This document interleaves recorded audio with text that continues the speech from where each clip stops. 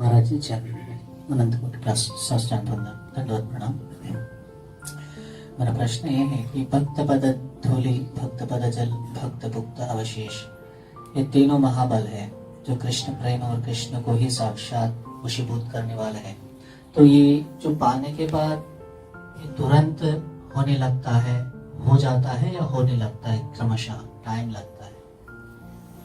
देखो, प्रगट में तो जब हम भक्त रज की बात करते हैं तो उनके चरण रज की बात, चरण पर दृष्टि जाती है।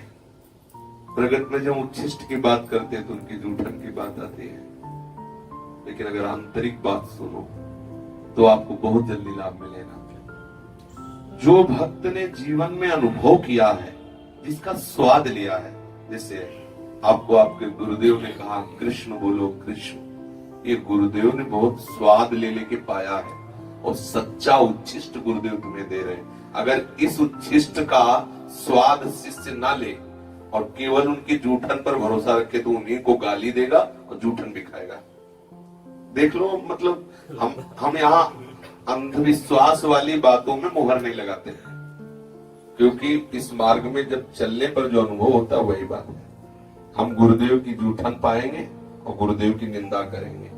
हजारों हैं ऐसे उदाहरण। गुरुदेव की चरण रज लगाएंगे और गुरुदेव की बात एक को नहीं मानेंगे। गुरुदेव का चरणामृत पिएंगे और गुरुदेव को मनुष्य मानेंगे। ये सब लीलाएं हो रही, खूब देख लो। अब बोलो इसे नाटक पाखंड नहीं कहोगे तो क्या कहोगे? सच्चा गुरु चरणामृत, सच्चा उच्छिष्टामृत, सच्चा चरण रज ये है कि गुरुदेव ने जो अनुभव किए और जो गुरुदेव ने आदेश किया, प्राणपण से हम उसका पालन करें। तीनों का फल बिना खाए, बिना पिए, बिना लगाए हो जाएगा। यदि गुरुदेव की आज्ञा उल्लंघन करते हैं तो ये तीनों पाने पर भी बुद्धि अपराध युक्त हो ही जाएगी, पक्का। मतलब केवल हम बाहरी बातों पर ध्यान न दें। अब गुरुदेव की आज्ञा पालन की सामर्थ्य, अब दूसरी बात, दूसरा उसका मंडन, गुरुदेव की आज्ञा पालन का जो बल है, जो गुरुदेव अन्न पाते हैं, तो जिस जिह्वा से नाम स्मरण कर रहे हैं वो स्पर्श होने से उसमें नाम का पावर आता है। तो हम पाए तो हमारे अंदर उसी नाम प्रियता की वृत्ति बढ़े। गुरुदेव जहां चरण रखते हैं तो चरणों से शक्ति का आकर्षण और प्रदान करने की दोनों क्रियाएं होती है। जैसे किसी के चरण प्रक्षालन करते हैं तो उसमें उनकी चरण शक्ति से भजन की शक्ति आती है। जो चरण है ना, इसीलिए प्रक्षालन किए जाते हैं कि उससे उनकी शक्ति आती, भजन की शक्ति आती है। वो भजन की शक्ति हमें भजन बढ़ावे। जो गुरुदेव की चरण रज, चरणामृत, उच्छिष्टामृत है, वो भजन वर्धन करने में सहयोगी है। तब जब गुरुदेव की आज्ञा पालन का उद्देश्य हो, यदि ना हो तो जैसे विटामिन का कैप्सूल पालो और आपको सत्कार्य करना है तो ऊर्जा बढ़ेगी और असत कार्य करना है तो ऊर्जा बढ़ेगी, वही ऊर्जा आपके असत कार्य में खर्चा होने लगेगी। तो अज्ञानी जीव जो गुरु आज्ञा का पालन नहीं करता और इन बाहरी बातों को अपने में धारण करता है तो उससे असद आचरण बढ़ते चले जाते हैं, क्योंकि पावर बढ़ता चला जाता है। उसको प्रायश्चित करने का अवसर नहीं मिलता।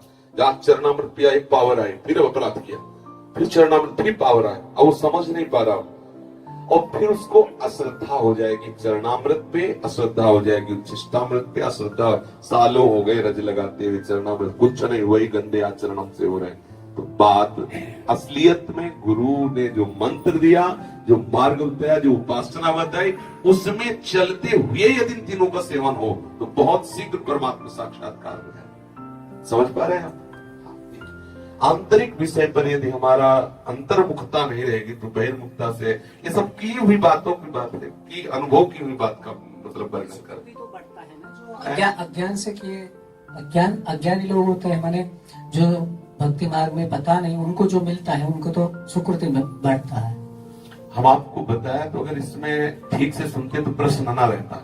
जब विटामिन का कैप्सूल पाया जाता है तो यदि हमें झाड़ू लगानी परिक्रमा मार्ग में तो बल मिलेगा, यदि हमें किसी की पिटाई करनी तो बल मिलेगा, क्योंकि विटामिन हो तो बल देगा आपको। समझ रहे ना? यदि अज्ञान ग्रसित है तो व्यभिचार आदि गंदी प्रवृत्तियों में वही बल नष्ट होता रहता है उसका। और खूब आंख उठा के देख लो, पढ़े लिखे हो, क्या हो रहा है, आप आंख उठा के देख लो। क्या उन्होंने कभी गुरु का चरणामृत नहीं पिया? क्या चरण रज नहीं लगाई? क्या वृंदावन की हवा नहीं लगी क्या उनके शरीर में? क्यों ऐसा? फिर क्यों? इसका मतलब जो आंतरिक दवा थी वो नहीं खाई, गुरु आज्ञा पालन नहीं, मंत्र जाप नहीं हुआ, भगवत प्राप्ति का लक्ष्य नहीं बना। अगर लक्ष्य, तपस्या से अंतःकरण पवित्र होता है, बात मानते हो ना? घोर तपस्या करके गौ हत्या, ब्रह्म हत्या, ऋषियों की हत्या, संतों की हत्या की है राक्षसों ने, क्या उनका अंतःकरण पवित्र नहीं हुआ? क्या उन्होंने तपस्या, ऐसे ऐसे तपस्वी दैत्य हुए कि महात्मा भी फेल हो गए उनकी तपस्या के आगे, लेकिन हुआ क्या? तपस्या का फल अंतःकरण पवित्र होना, हुआ क्यों नहीं? लक्ष्य ठीक नहीं। लक्ष्य बन गया बल प्राप्त करके दूसरों की हिंसा करना, तपस्या करने पर भी वो पवित्र नहीं हुए। समझ रहे ना? लक्ष्य बन गया दूसरों को सुख पहुंचाना, तो हिंसा करने पर पवित्र हो गए, हिंसा करने पर पवित्र हो गए।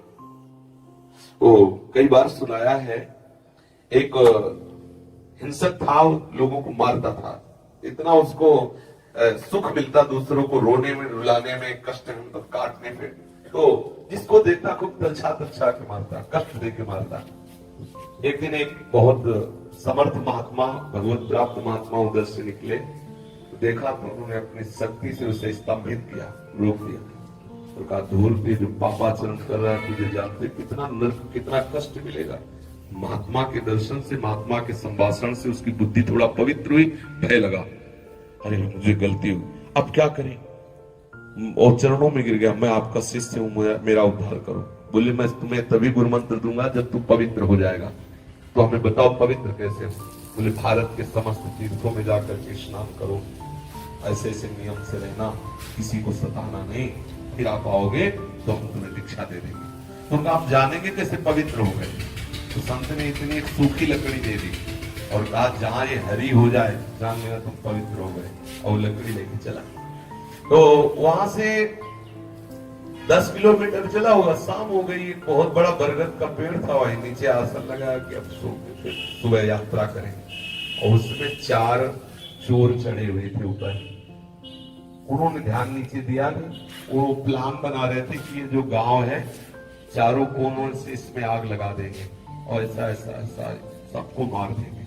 बात पूरे गांव को मार देंगे यार, तीर्थ यात्रा तो जा ही रहे हैं, हजारों को काटा है, इन 4 को और काट देते, अभी तो यात्रा पूरी प्रारंभ नहीं हुई, 4 को और मार देते। आवाज लगाई, उसने कहा हमने तुम्हारी बात सुन ली है, घबराना नहीं, हम तुम्हारे ही जैसे हैं, तुम उतरो, तुम्हारा प्लान ठीक नहीं, उसमें फंस जाओगे, मारे जाओगे, हम प्लान बताएंगे। तो चारों एक साथ थोड़ी कूदेंगे, एक एक कूदे, जो उतरता है तो मारने का, तो उसको अभ्यास था, बिना आज तक के उसने मार दिया हमको। जब चारों को मार दिया तो सोचा अब यहाँ नहीं रुकेंगे, रात्रि और कहेंगे दिन में। लकड़ी उठाई तो हरी हो गई।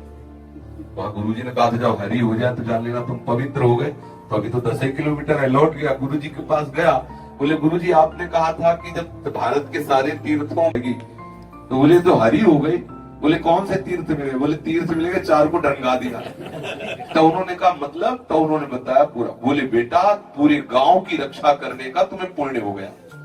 देखो तुम हिंसा कर रहे थे दूसरों से सुख लेने की भावना से, तो पाप बन रहा था। दूसरों को सुख देने के लिए तुमने हिंसा कर दी तो पुण्य बन गया। समझ रहे हो ना?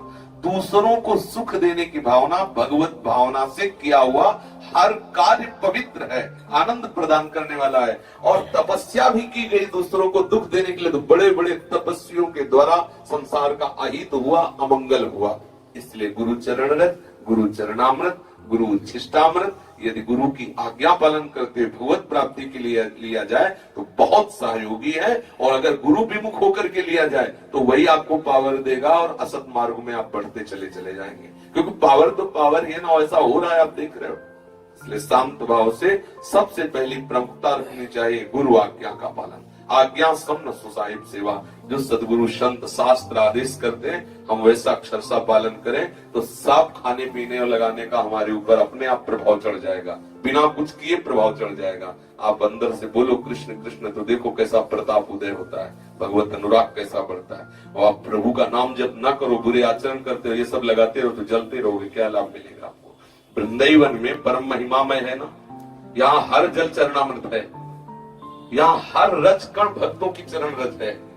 यहाँ आप देखो, यहाँ कुछ सोचना थोड़ी है, लेकिन आप सोचो क्या यहाँ सब परमानंद में निमग्न है, क्या जल रहे? क्यों? भगवत विमुख, गुरु विमुख, शास्त्र विमुख आचरण करोगे तो जलो है ना। प्रेम समुद्र है वृंदावन, सुनते हैं ना, एक बूंद नहीं है हृदय में प्रेम। क्यों?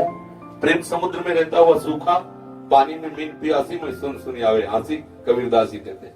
तो हम शास्त्र के अनुसार यदि चले तो हमें बहुत शीघ्र, अब जैसे यहां शास्त्र के अनुसार ना चलने पर क्लेश हो रहा है, और यही शास्त्र के अनुसार चले तो बहुत शीघ्र उन्नति हो जाए। पावर है ना, शास्त्र के अनुसार नहीं चल रहा तो वही पावर उसको इधर मोड़ता, अरे वृंदावन बासे क्या मनमानी आचरण, तो जल रहा, क्लेशित हो रहा है, जो वृंदावन का लाभ वो नहीं प्राप्त कर पा रहा। ऐसे ये बहुत पावरफुल है चरणामृत, चरण उच्चिष्टामृत, गुरु वचनों के अनुसार चल करके हम इस पावर को भगवत साक्षात्कार में लगावे, नहीं तो पावर शक्ति आपको पाप का प्रायश्चित नहीं करने देगी और आप उत्साहित होकर असत मार्ग में आगे बढ़ते चले जाएंगे। ऐसा प्राय देखा ही जाता है, इसलिए प्रधानता रखनी चाहिए गुरु आज्ञा पालन।